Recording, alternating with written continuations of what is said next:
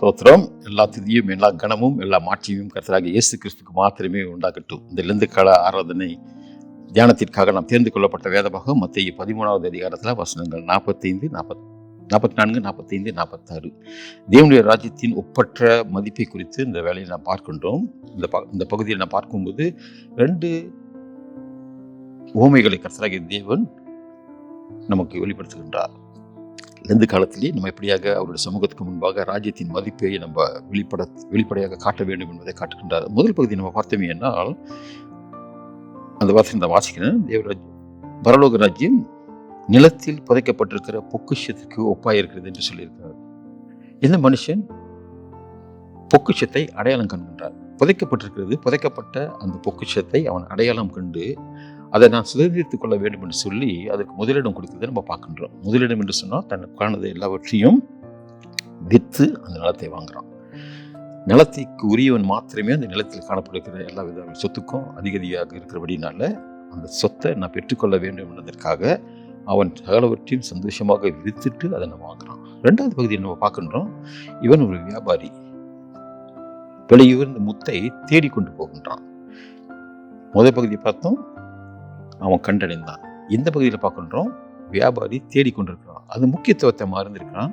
தேவனுடைய ராஜ்யத்தின் ஒப்பற்ற மதிப்பை அவன் அறிந்திருக்கிற அப்படின்னால அவன் தேடிக்கொண்டிருக்கிறான். இந்த பொருள், இந்த முத்து எனக்கு கிடைக்க வேண்டும் என்று சொல்லி அவன் தேடிக்கொண்டிருக்கான். கண்ட உடனே அவன் என்ன செய்கின்றான், தனக்கான எல்லாவற்றையும் விற்றுட்டு அதை மாத்திரம் பெறுகின்றான். சந்தோஷத்தோடு 2 பேரும் அதை தான் செய்கிறாங்க. என்ன செய்கிறாங்க, இந்த பொக்கிஷத்தை, ராஜ்யத்தின் மதிப்பை நான் பெற்றுக்கொள்ள வேண்டும் என்றால் எனக்கானது எல்லாவற்றையும் நான் விற்றுட்டு அதை மாத்திரம் மையமாக வைத்து நான் கண்ணோக்கி பார்ப்பேன் என்று சொல்லி இந்த பகுதியில் நாம் பார்க்கின்றோம். பிரியமானவர்களே, 2 காரணம் ஒப்பு கொடுத்தார்கள்.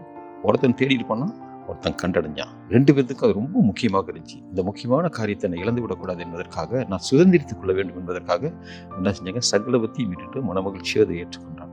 பிரியமானவர்களே, இந்த காலத்தில் நாம் அதுதான் செய்ய வேண்டும். கிறிஸ்துவின் சமூகத்துக்கு முன்பாக இந்த 2 காலத்தில் நம்ம ஆயத்தமாக இருக்கிற சூழ்நிலையில் நமக்கானதை எல்லாத்தையும் வைத்துட்டு தேவனுடைய ராஜ்யத்தை தேடும் பொழுது, அவருடைய ஆளுகையில் நம்ம சார்ந்திருக்கும் பொழுது, கர்த்தராகிய தேவன் நமக்கான எல்லாவற்றையும் அழகுபடுத்தி தருவார். நம்முடைய இருதயத்தின் வாஞ்சையின் முழுமையை அவர் அறிந்தபடியான ஆசீர்வாதத்தை நமக்கு பெருக பண்ணுவார். சகலவற்றையும் விடுவோம், தேவனுடைய ராஜ்யத்தை தேடுவோம். 1 அடையாளம் கொண்டு விட்டோம், 2 நாம் தேட வேண்டும். 2 பேரும் ஒப்பு கொடுத்து தேடினார்கள், 2 பேரும் கண்டடைந்தார்கள், 2 பேரும் சகலத்தையும் விட்டார்கள், 2 பேரும் சகலவற்றையும் சுதந்திரித்துக் கொண்டார்கள். தேவனுடைய அளவற்ற மதிப்பு எங்கே இருக்கிறது? எதுவும் எனக்கு வேண்டாம், தேவனுடைய ராஜ்யம் மாத்திரமே எனக்கு வேண்டும் என்று சொல்லி ஒப்பு கொடுத்த நிலையை நாம் பார்க்கின்றோம். அந்த சிந்தையிலே இந்த லெந்து காலத்துக்குள்ளாக நான் கடந்து வரும்போதும் கூட எனக்கானது ஒன்றும் முக்கியமில்ல, தேவனுடைய ராஜ்யத்தை மாத்திரமே நான் தேடுவேன் என்று சொல்லி நான் வரும்பொழுது கர்த்தருடைய நாம மகிமையடையும். இந்த சிந்தையோடு இந்த லெந்து காலத்துக்குள்ளாக நாம் பிரவேசிப்போம். கர்த்தர் நிச்சயமாக நம்மை தன்னுடைய சிந்தையின் பிரகாரமாக ஆசீர்வாதத்தை பெருக பண்ணுவார். ஜெபிக்கலாம்.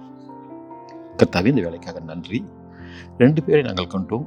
ஒருவர் கண்டடைந்தார், இன்னொருவர் தேடி அலைந்தார். சுவாமி, 2 பேரும் பெற்றுக்கொண்ட அந்த பொக்கிஷத்தை இழந்துவிடக்கூடாது என்பதற்காக தனக்கானது எல்லாவற்றையும் வித்து விட்டு உம்மை சுதந்திர ராஜ்யத்தை, அவருடைய முக்கியத்துவத்தை, அந்த பொக்கிஷத்தை சுதந்திரித்துக் கொள்ளும்படியாக எல்லாவற்றையும் வித்து விட்டு வந்தார்கள். சுவாமி, அந்த நிலையிலே நாங்களும் எங்களை வாழ்க்கையில் உள்ள ராஜ்யத்தை தேடும் பொழுது இந்த காலங்களிலே எங்களுக்கானது எல்லாவற்றையும் விட்டு விட்டு உண்மையே சார்ந்திருக்கும்படியாக எங்களுக்கு அந்த பலத்தை தரும், திராணியை தரும், பக்குவம் தரும். நாம மாத்திரமே இந்த காலங்களை மகிமையடைய இயேசுவின் நாமத்தில் ஜெபத்தை ஏற்கின்றோம். எங்களுடைய நேசிக்கின்ற அன்பின் பிதாவே, ஆமென்.